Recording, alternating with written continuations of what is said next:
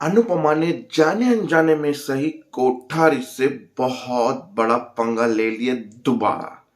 अब दोबारा इसलिए बोल रहा हूँ क्योंकि आज पतंगबाजी होने वाली है और पतंगबाजी में अनुपमा कोठारी की पतंग काटेगी, वो भी पराग कोठारी की। भाई साहब, जिसकी पतंग आज तक किसी ने काटी नहीं है। पतंग तो छोड़ो, उसकी बात किसी ने नहीं काटी आज तक, ये दावा करते हैं कोठारी।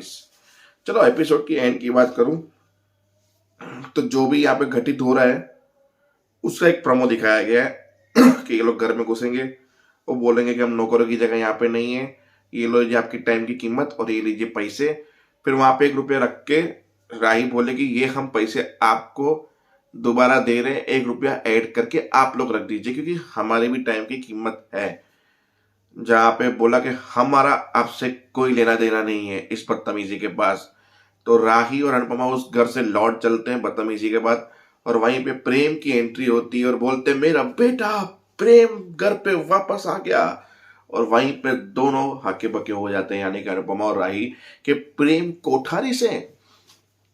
ये प्रोमो की बात है जो स्टार प्लस पे ऑलरेडी ट्रेंड कर रहा है प्रोमो, तो इसको साइड पे रखते हैं, कहानी पे फोकस करते हैं। जहाँ पे अनुपमा किचन में थी, जो कांड कल हुआ था उसके बाद कांच बटोर रही थी, जहाँ पे बा ने बोला पराग रहने दे, अगर ये लोग चले गए तो प्रसादी में देर हो जाएगी और वो मैं नहीं चाहती हूँ, तो बस इन्हें कहो कि जाए और अपना काम करे।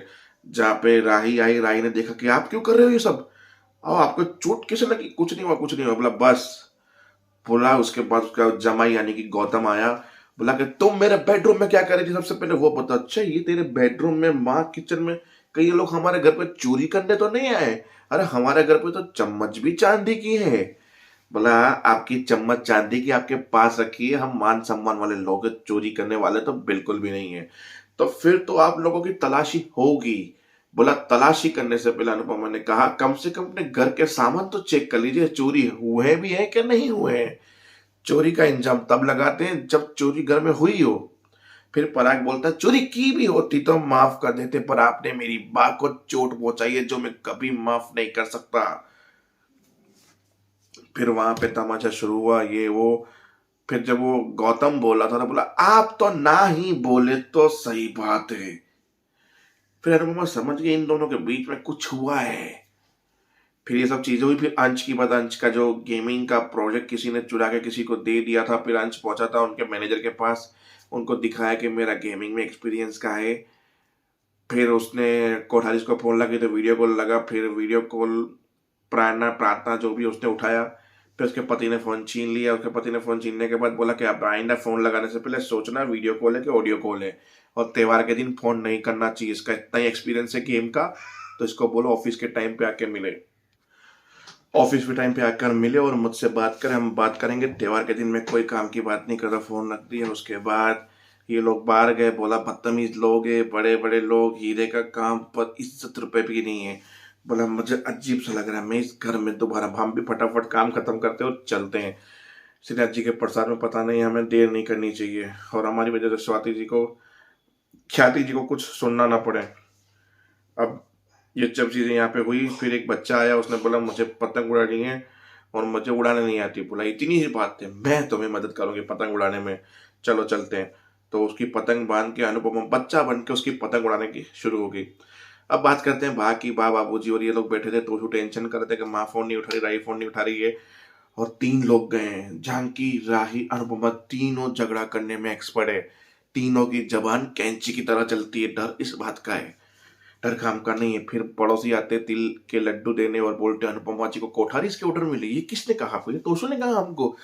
हाँ हाँ मिले, हमें भी हमें घर का ऑर्डर देना, इसके लिए हम अनुपमा जी के पास आए हैं। बोला टाइम नहीं है, कोठारी इसने ऑर्डर दिए। जब उनके संबंधियों को पता चला तो उन्होंने भी इतने ऑर्डर दे दिए, डेट सारी ब्लॉक हो चुकी है। फिर खाली खाली हाँ हाँ अच्छा मम्मी और बड़ा ऑर्डर मिल गया है, ठीक है मैं सारी डेट ब्लॉक कर देता हूँ, ये वो। मतलब तोशु इतनी लंबी इतनी लंबी इतनी लंबी फेंकने लगा, पूछो ही मत। जब इसकी माँ घर पे आएगी तब पता चलेगा कि इसकी लंबी फेंकी हुई कितनी वो हो जाएगी। लंबी लंबी फेंक दी इसने, इसको बात को खत्म करते हैं। अब चलते हैं वहां पे वापस, जहाँ पे सारे गेस्ट आ रहे हैं और एक एक करके सबका स्वागत हो रहा है और पतंग की बातें हो रही है कि पतंग कितनी हजारों रुपए की बनाई गई एक पतंग। जिसपे कोठारिस का नाम होता है और पता चलना चाहिए कि कोठारिस की पतंग है क्योंकि डिजाइनर से बनाई गई है, पतंग भी डिजाइनर से बनाई जाएगी। सोचो 1,000 रुपए की पतंग, अनुपमा की वो 2 रुपए वाली पतंग कैसे काटेगी इसकी। और जहाँ इसकी माँ बोलती आज तक मेरे बेटे की किसी ने बात नहीं काटी, पतंग तो क्या ही काटेगा। और ये पतंग कंपटीशन हर साल से हमारे खानदान की परंपरा रही है और हमेशा रहेगी, इस परंपरा को हम आगे निभाएंगे। तो आज मोटा भाई सबसे पहले पतंग चखाएंगे और ये सब कुछ चीजें होंगी। और उतने लोग आपकी पतंग वैसे भी किसकी हिम्मत है काट सकता है। फिर उसका छोटा भाई जो बोलता है कि काट तो कोई सकता नहीं पर कोई टक्कर का भी मिल जाए तो चलेगा, मजा आएगी। कम से कम कंपटीशन लेवल का तो होना चाहिए। तो लेवल के लिए अनुपमा पीछे रसोई में बैठ के पतंग तुम्हारी काटने वाली है, चिंता मत करो बेटा तुम।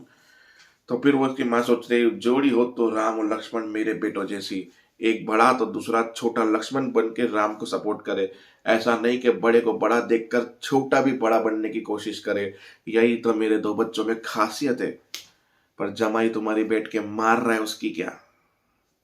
खैर छोड़ो, जो बस यही कहानी है। पतंग अनुपमा वहां से उड़ाएगी, यहाँ पे ये पराग अपनी 1,000 रुपए की पतंग उड़ाएगा जिसकी फिर की माँ के हाथ में होगी। माँ बोले कि बेटा तुमने बहुत बड़ी जिम्मेदारी दी, बोला माँ के हाथ में डोर होनी चाहिए। फिर वहां पे उसको भड़काती है ख्याति जी को कि तुम्हें बुरा नहीं लगता कि हर चीज वो माँ से करवाता है। बोला पहले कौन आया, माँ ही ना, तो माँ का हक पहले बनता है। और रिश्तों में नंबर कभी नहीं होते, रिश्ते रिश्ते होते हैं और रिश्तों में हर चीज का गोल्ड मेडल होता है। तो ख्याति ने पतंग पकड़ी और उड़ाना शुरू की, वहां से अनुपमा ने उड़ाना शुरू की। तो देखते हैं किसकी कटेगी और कितना मजा आएगा, वो भी कल। तो देखते रहिए ना। जय हिंद, जय